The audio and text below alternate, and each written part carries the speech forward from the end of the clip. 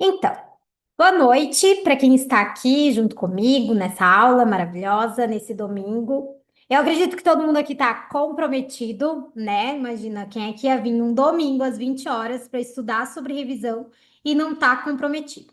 Essa aula, então, eu começo falando que ela é um pouco na prática mesmo, porque ela vai entender além, né, do que a gente entende sobre revisão textual. Foi uma aula construída com base na experiência que eu tenho, principalmente em revisão de textos. Então, eu vou começar essa aula aqui. Eu vou começar essa aula falando um pouquinho de mim, porque, nossa, principalmente aqui onde a gente está conversando com pessoas que não conhecem a gente. Então, falar um pouquinho de quem a gente é vai, de certa forma, situando vocês de quem é essa profissional que está aqui, quais são as motivações dela de estar num domingo, né, falando sobre revisão de textos. Então, eu sou a Fidá, eu falo aqui de Santa Maria, no Rio Grande do Sul. Eu sou bacharel em letras pela Universidade Federal de Santa Maria e também sou mestre em letras pela mesma instituição, onde eu comecei ali a me formar enquanto revisora, envolvida sempre, né, tanto em projetos, de revisão de textos. Então, eu sempre digo que eu comecei num lugar muito privilegiado, porque envolvida ali, né, nos grupos de estudo. Então, eu comecei lá no PET Letras, o Programa de Educação Tutorial em Letras da UFSM, onde já iniciando ali na iniciação científica, a gente trabalhava com resumos, com a produção de banners, com a apresentação de trabalhos, e um membro ia corrigindo, revisando o trabalho de outras pessoas. E não só eu tinha familiaridade com o tema, então onde eu poderia ali com mais segurança falar um pouquinho, dar sugestões sobre não só gramática, mas além também questões de teoria linguística mesmo. Eu também tinha proximidade com os autores, então eu poderia ir além, conversar com eles sobre alguns ajustes, sobre possíveis reescritas, inclusive sobre também adequar com algum texto a mais, né, em questão de argumentação, de coerência, de coesão, enfim. Então eu sempre digo que eu comecei na revisão de textos num lugar meio confortável, né? Porque geralmente a gente começa revisando textos que nós não temos familiaridade com o tema, que os autores são desconhecidos e a gente não sabe ainda até onde a gente pode ir na revisão de textos. E a partir daí, eu também me envolvi, depois do PET, né? Logo quando eu saí do PET, eu já fui para o grupo Palinde, onde é Palavra, Língua e Discurso, onde a gente também continuava, como era a mesma tutora, a gente continuava ali naquele processo, entendendo sobre revisão textual, fazendo revisão de resumo dos banners da apresentação de colegas. Nesse finalzinho, digamos assim, de curso, porque eu estava no PET em 2017, eu me formei em 2018, eu não, né? Nossos colegas, enfim, ali do próprio curso de bacharelado, começamos a entender que revisão textual precisava, assim, de algo mais profissional, né? E o nosso curso no curso não estava dando essa segurança para nós, de entender na técnica, porque na revisão de texto dos colegas, a gente abre o Word, a gente começa a revisão textual e, enfim, e aí, o que que a gente faz? Porque revisão textual não é só isso, não é? Revisão textual não é só tu abrir o Word e começar assim a revisar sem nenhum critério, sem nenhuma técnica, sem um método, sem levar em consideração absolutamente nenhum ponto específico de início. Não é isso, né? A gente precisava de uma certa forma de uma se especializar profissionalmente como revisores de textos. E no curso eles davam uma base boa, mas uma base boa de leitura, uma base boa de produção escrita, mas não técnica profissional. E aí nós começamos a mobilizar os professores ali envolvidos com a coordenação do curso sobre criar uma empresa júnior de revisão de textos que a gente pudesse ali estagiar mesmo, né? Fazer um processo de estágio. E nesse momento, ainda que no fim do curso, eu estava ali, a gente fundou em 2017 e eu me formei lá em 2018, nesse finalzinho eu consegui aprender um pouquinho sobre revisão textual, trabalhar com outros revisores de textos e, ao mesmo tempo, também trabalhar num projeto que se chamava Formação de Revisores de Texto, onde eu consegui falar um pouquinho sobre as experiências que a gente estava tendo no curso. Então, isso é só um pouquinho, né, do que me constitui hoje enquanto revisora. Eu sei que não é muito, né, porque eu tenho aí 7 aninhos só de revisão de textual, mas ao mesmo tempo me dá, assim, uma boa base e segurança para vir aqui falar com vocês sobre o que tem me motivado, principalmente, a falar sobre revisão de textos. De lá para cá, depois que eu finalizei ali o meu curso, né, eu entrei logo para o mestrado, logo quando eu finalizei, e nesse mesmo momento eu já estava estagiando numa empresa onde eu fazia transcrição e revisão de textos da saúde e da literatura também. Então, nesse meio tempo, eu também fazia trabalhos voluntários em revistas científicas de várias instituições de ensino superior, e hoje, né, eu sou revisora de uma editora. Então, esse basicamente é o caminho dessa profissional que está falando aqui com vocês um pouquinho sobre revisão textual. Deixa eu ver aqui, temos uma mensagem. Tudo certo, Paloma, bem-vinda, inclusive. Obrigada por estar aqui.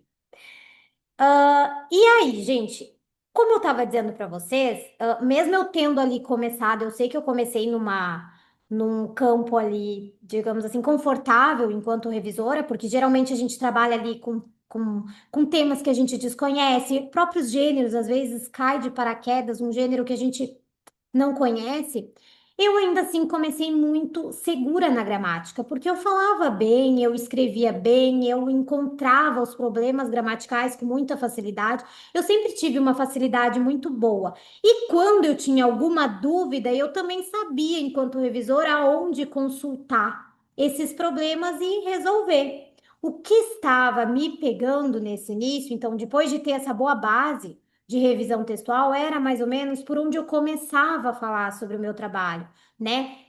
Pelas redes, na universidade, com os colegas. Então, como eu precificava o meu trabalho? O que que era justo, né? Será que a empresa estava me pagando um valor ok, um valor justo? E será que se eu fizesse um trabalho fora, quanto eu precisaria cobrar, né? Para ser justa comigo, com a minha dedicação, com o meu esforço naquele momento? Né? Essas eram as minhas dúvidas. Como eu abordava um cliente? Então, nós, enquanto revisores, a gente tem aquela ideia de que o cliente vai chegar na gente ou por uma indicação ou por um perfil ali, um perfil profissional ali no digital, né? Indicação de um professor, de um amigo, de um colega, de um cliente, né? Por que que eu não posso ser proativo nesse quesito? Mas e aí, onde é que eu vou achar essa criatura que está precisando de serviços de revisão textual? Não é mesmo? Porque não é fácil, né? Não é, eu sempre digo para as pessoas, não é sorvete, né? Que todo mundo no verão tem vontade de chupar. Se eu precisava escolher um nicho, né? Será que eu preciso me especializar num nicho só? Será que eu não posso saber um pouquinho de tudo? Então, essas eram as minhas dúvidas. E ao mesmo tempo eu tinha dores que eram silenciosas. Além delas, né? Revisar um texto, a gente sabia fazer, a gente sabia, mas até chegar o texto na gente, a gente tinha esse medo de parecer cara demais. E eu falo por mim mesma, tá? Eu não tô falando aqui, coisas gerais. Eu estou trazendo aqui para vocês dores que eu sentia lá no início. Será que eu estou sendo barata demais? Porque às vezes chegava um momento que você ficava uma semana num TCC e quando você fazia as contas, parece que não estava batendo, né? A tua dedicação com o valor que estava sendo pago. Então, como é que eu faço isso? A insegurança com autores exigentes, às vezes vem autores te perguntando várias coisas que você acaba pensando, às vezes é melhor nem aceitar, porque eu não sei responder esse tipo de questão. Vocês já tiveram esse tipo de situação? Senti que tá sozinha no processo, então, principalmente lá quando eu saí da faculdade, eu já estava estagiando nessa empresa da saúde, logo veio a pandemia. E eu, em uma semana na empresa, trabalhando com várias pessoas, barulho, eu revisava na média de 500.000 palavras por mês, né? 120 por aí. E eu, numa semana ou duas ali em home office, eu não validei mais do que 20.000 palavras. Então, até a minha gestora me chamou e disse, Fidel, o que está acontecendo? Eu digo, eu acho que eu estou me acostumando com o home office. porque realmente naquele momento eu estava me sentindo muito sozinha no processo. E a gente se sente um pouco travada, a gente não sabe como começar o home office. Eu sei que às vezes revisor tem mais facilidade num ambiente quietinho, mas se sentir sozinho nesse processo, que eu digo de não ter ninguém para te compartilhar as tuas dúvidas, as tuas incertezas, até mesmo uma informação atual, a gente fica tão focada e acha que revisão textual de 10 anos atrás acontece da mesma forma esse ano, o que não está certo, né? Porque de lá para cá a gente teve muitas mudanças. E mudanças que realmente impactam o nosso trabalho, a nossa atuação profissional, a nossa postura enquanto revisor. E não saber como se posicionar. Nossa, como é que eu me posiciono nesse mercado agora? Eu recém saí do curso, será que eu já posso me colocar à disposição? Né? Será que eu não tenho que fazer algum curso de especialização? Essa semana mesmo eu recebi uma mensagem, inclusive eu compartilhei lá no LinkedIn, onde a menina dizia assim, Fidá, primeiro eu acho importante tu ser conhecida no mercado. E aí eu fico pensando, mas até onde a gente consegue ser conhecida? Não é por essas experiências, né? Por essas aulas que a gente dá enquanto revisores de texto? Então, tem sempre essa cobrança também interna, por a gente não ter um diferencial. Porque no mercado de trabalho, no Instagram hoje, sendo uma vitrine de vários revisores, a gente fica pensando, se eu estou cobrando R$ 200 por uma revisão e o mesmo autor vai lá e pede um orçamento de outro profissional e ele cobra 150, por que que esse autor vai voltar para mim? Qual é o meu diferencial? Né? Então, tudo isso são dores que a gente vai sentindo enquanto profissional e entende ali que não basta só saber a revisão textual, a técnica, a gramática, né? A revisão linguística, é preciso muito mais, é preciso desenvolver muito mais. E aí a gente para refletir, será que tem espaço para mim nesse mercado? O que que vocês acham? Será que tem espaço?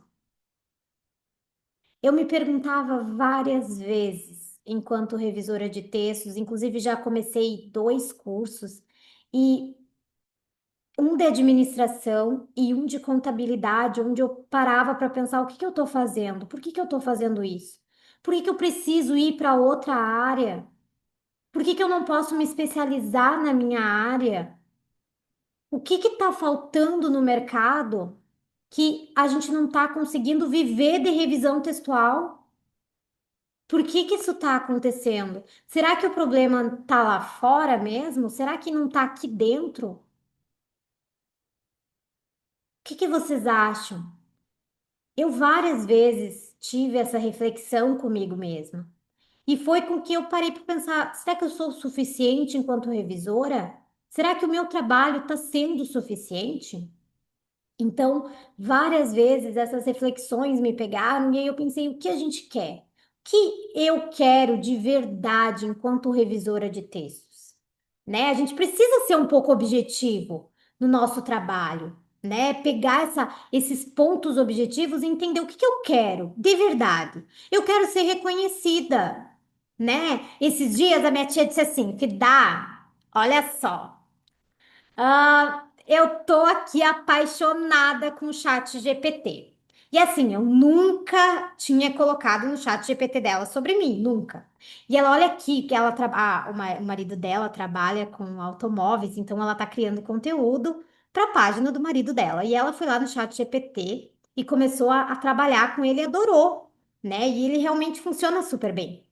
E aí eu fiz a pergunta assim pro chat. Chat, você conhece alguma revisora textual no Rio Grande do Sul, em Santa Maria? Ele não achou meu nome. Mas aí depois eu fui mais específica, né? Fui ali trabalhando, treinando ele, ó, tem a Fidá, viu? Mas enfim, a gente quer ser procurada pelo nome. A gente quer ser indicada pelo nome, a gente quer que as pessoas pensem assim: conhece uma revisora? Sim, a Fidá.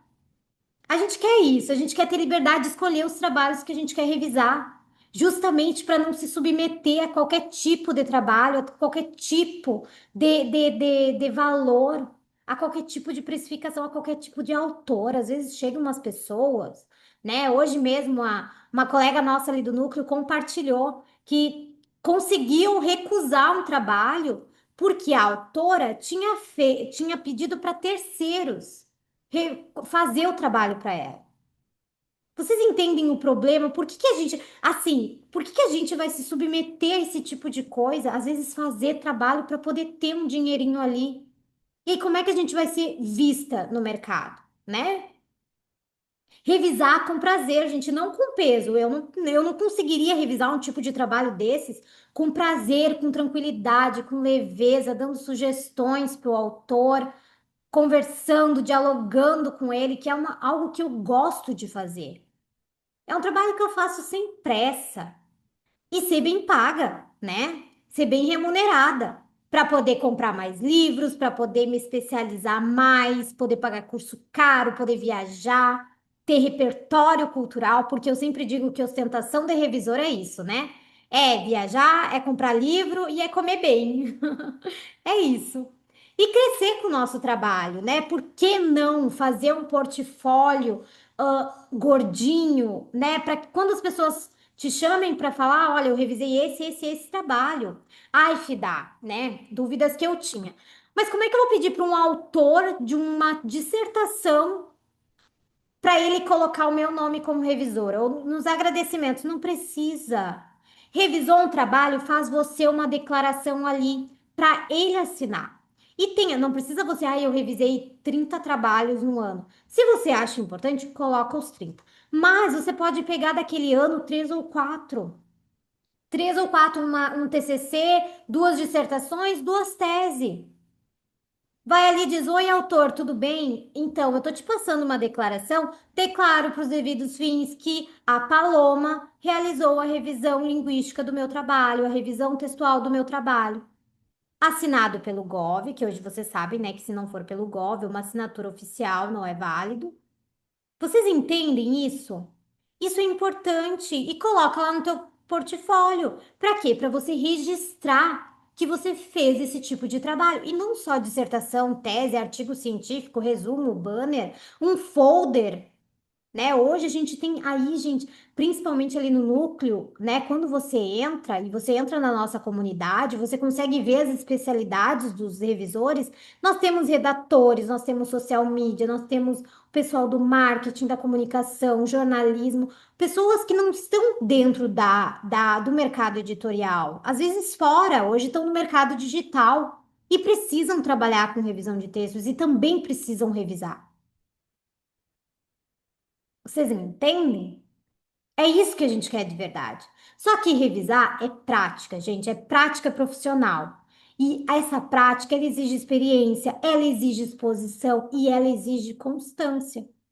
Tá sempre aqui falando sobre o nosso trabalho, porque revisar a gente é tomar decisões todos os dias. Um ajuste que tu faz, seja uma vírgula que tu exclui, que tu insere, mínima. Você precisa ter uma fundamentação teórica a partir da linguística, sustentando essas escolhas que a gente faz. A partir de uma gramática, de uma teoria, porque daí a gente vai saber se posicionar, porque o autor não vai achar que a gente está fazendo um ajuste, uma alteração, uma mudança com base numa vontade própria. Não, é fundamentado numa convenção linguística.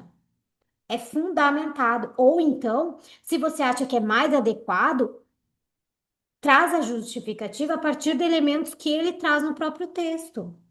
Isso é importante para a gente, né? Saber conversar com os autores, porque esse diálogo, né, é algo que a gente vai criando na prática. Fez uma mudança e você viu que isso não é algo que ele vai olhar e vai entender, o que que a gente faz? A gente vai justificar. Fiz essa mudança porque você trouxe várias vezes esse elemento repetindo no texto. Faz esse diálogo com ele para ele entender que você tem ali uma base, que você está seguindo o trabalho, que você está também se importando, né? E está entendendo o que ele está lendo. Deixa eu ver aqui que nós temos uma pergunta. Preciso sair da chamada, espero que tenha novamente nos próximos dias. Perdão. Ah, tá tudo bem, Mary. Ela já saiu.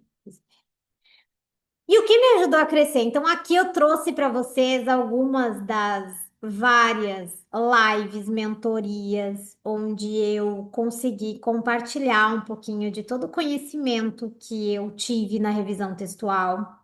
Eu precisava conversar, principalmente com gente que entendia o que eu fazia, para ver se eu estava certa, se eu estava no caminho certo. Então, desde 2000, essa foto aqui, gente, ó, foi tirada lá em 2015, quando eu estava falando sobre o meu um projeto de pesquisa. E aí, de lá para cá, gente, eu sempre busquei compartilhar, inclusive, tudo que eu estava aprendendo durante o curso, né, com as pessoas. Eu queria aprender o que ninguém me ensinou lá no curso. Então, eu compartilhava as minhas dores, as minhas vontades, os meus sonhos. E sempre fui construindo, assim, uma rede, sabe? Sempre me colocava à prova, fazendo lives. Chamo de live colaborativa onde eu trago ali convidados. Já abrimos para o núcleo, quem é membro do núcleo também pode trabalhar com isso, achar um tema legal. Dei cursos, então fiz cursos sobre currículo Lattes, sobre projetos, sobre escrita acadêmica. Sempre fui uma pessoa que estava ativa. Fiz mentoria de revisão textual também, individual, fiz coletiva. Porque a ideia sempre é a gente compartilhar o que a gente sabe, justamente para a gente expandir esse conhecimento. Porque não é só a técnica de revisar um texto, é saber tudo que tem por trás de um profissional revisor de textos, né? Quais as habilidades eu preciso saber além de revisar um texto, além de revisão textual. E é algo que a gente realmente acaba não tendo aí nos manuais, nos guias de revisão textual de uma forma clara, de uma forma objetiva. E aí eu criei o núcleo de revisores. Eu sempre digo com muito orgulho que é um lugar onde a gente consegue desenvolver as nossas competências, praticar com segurança, as nossas técnicas, as nossas habilidades e compartilhar também com as pessoas para entender, será que nesse ponto eu tô certa? Então ali é uma comunidade muito aberta, onde a gente cresce de uma forma constante, onde um compartilha com o outro. Então temos ali diversos profissionais de diversas áreas, de diversas regiões, né, formados por várias universidades, onde compartilham ali com a gente todas as dores, as vontades, as técnicas, o que aprendeu, uma seleção, um currículo, o que que eu preciso, né? Para a gente crescer mesmo e se sentir também parte de algo maior. A gente não tá sozinho. Eu coloquei no Instagram, isso foi muito legal. Eu coloquei no Instagram o formulário para os interessados em revisão textual. E eu fiquei de boca aberta quando em um dia eu tinha mais de 60 pessoas interessados em revisar textos, em saber sobre revisão textual, em saber compartilhar aquilo que eles estavam aprendendo. Porque é isso, gente, nós somos profissionais muito capacitados. Nós temos uma capacidade sem igual de interpretar um texto, de entender sobre aquilo que a gente está lendo, de assimilar e realmente fazer com que um texto ele seja algo maior, né? E que o autor também se sinta, olha, né? Eu sempre digo que uma revisão de qualidade, uma linguagem de qualidade leva o autor para outro nível. Eu tive uma cliente que o TCC dela virou um podcast, porque foi tão bem construído, foi tão bem contado e tinha por trás uma motivação tão linda, tão grande, que ele virou um podcast. Então, assim, é para a pessoa olhar aquele trabalho realmente com orgulho. Nossa, eu escrevi esse trabalho. E é isso que a gente faz, é isso que eu gosto de fazer enquanto revisora de texto. Não é pegar um trabalho, só fazer ali revisão linguística, ortográfica, digitação e ponto, entregar para o autor. Não, é ele entender que aquele trabalho não vai dar só um título para ele, aquele trabalho pode levar ele em outros lugares que ele nem imagina, né? É o primeiro trabalho de iniciação científica dele, então tem que ser algo maior. E aqui no núcleo é o que a gente gosta muito de compartilhar, digamos assim, as nossas vontades, as nossas dores, né? E o que a gente tem feito por aí, a nossa própria postura enquanto profissional. O nosso primeiro encontro, a gente reviu ali alguns dizeres que acabam sendo crenças limitantes e que acabam refletindo, sim, na nossa postura enquanto profissional para a gente mudar um pouquinho isso e ser visto como profissionais que realmente merecemos um lugar privilegiado aí, valorizado no mercado de trabalho, porque o que a gente faz, gente, é muito complexo. E eu digo complexo de complexidade mesmo, sabe? Porque, só para vocês terem uma ideia, essa última semana foi muito cruel comigo. Foi uma semana cruel no sentido de terça-feira. Eu recebi um trabalho de um autor, ele me mandou 15 documentos e ele disse assim. Eu comecei a escrever o meu livro, e assim, ele tinha uma ideia, ia lá e escrevia, criava um novo documento, tinha uma ideia, ia lá e escrevia. O que que eu precisei fazer? Primeiro, ter uma ideia mais ou menos do que cada documento falava, depois alinhar um roteiro, né, um sumário, um índice para o texto dele. Depois que eu fizesse toda essa preparação, então eu entrar realmente na revisão linguística. Só que, gente, eu trabalhei terça o dia todo, quarta o dia todo. Na quinta-feira eu acordei numa enxaqueca que eu não conseguia nem abrir os meus olhos. Juro. Tive que dar uma pausa na quinta-feira, tomei um remédio. Aí eu achei que eu ia conseguir trabalhar, trabalhei no trabalho, no texto, no projeto dele sexta, a manhã toda, de tarde eu não consegui mais fazer absolutamente nada. Eu tive que terminar o trabalho dele no sábado, porque eu tive que ir no médico tomar uma injeção, porque eu não estava conseguindo. Então, assim, quando a gente chega nesse nível, a gente precisa entender que o nosso trabalho não é só revisão linguística, porque se fosse, eu abria cada documento, fazia a revisão linguística e ponto final. Agora, o autor, né? Talvez ali juntasse todos os documentos, mas a gente não ia fazer todo o tratamento. É toda a preparação do texto, é uma sensibilidade também de entender, né? Qual é a necessidade do autor? O que que ele está buscando com esse projeto? Ele quer ser reconhecido como um profissional, como referência da área. Então, não pode ser qualquer sumário, qualquer linguagem. E ele é médico, ele fala sobre algo muito técnico. Então, ao mesmo tempo, ele é técnico, mas ele está escrevendo para pessoas, para os pacientes. Então, não pode ser qualquer linguagem. Então, assim, é um trabalho que é construído de formiguinha, um trabalho realmente complexo. E aí, tu vai cobrar quanto por esse trabalho? Não é? É algo que vai sendo construído, é algo que vai sendo conversado com o autor para ele entender também a tua atuação. E essa explicação ele precisa não só no falado, mas principalmente naquilo que você está mostrando. O que você está mostrando para o teu cliente, para o teu autor. E aí, gente, chegamos ao final dessa apresentação e eu estou muito feliz de estar aqui falando um pouquinho para vocês sobre algo que eu amo, que é a revisão textual. Hoje é domingo, vocês sabem que a semana começa no domingo, né? Então eu estou muito feliz de estar fazendo essa aula, realmente que me faz pensar todo início de semana, todo domingo, toda segunda-feira, né? Por que que eu acordo todo dia de manhã? Por que que eu vou revisar um texto? Por que que eu trabalho numa editora? Por que que eu não estou trabalhando em algum lugar assim, tipo uma líder, né? Que ganha bem e fica sentadinha? Não, porque a gente tem algo maior sendo construído e porque a gente acredita nisso que está sendo construído aqui. Então, eu sou muito grata a todo mundo que está no núcleo, a todo mundo que faz parte desse projeto, que é muito maior. E fico feliz também, gente, de vocês estarem aqui comigo. E quem quiser o certificado dessa aula também, eu posso disponibilizar depois. Quem é do núcleo, só me manda ali mensagem, não precisa escanear o QR Code. Mas quem não é e quiser solicitar o seu certificado dessa formação, fica muito à vontade.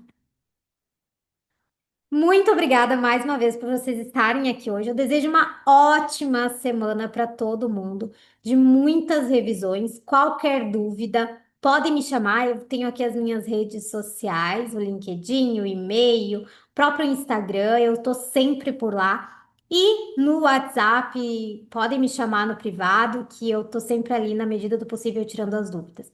Gente, muito obrigada. Alguma questão para a gente conversar? Vamos. Alda, tá por aí também?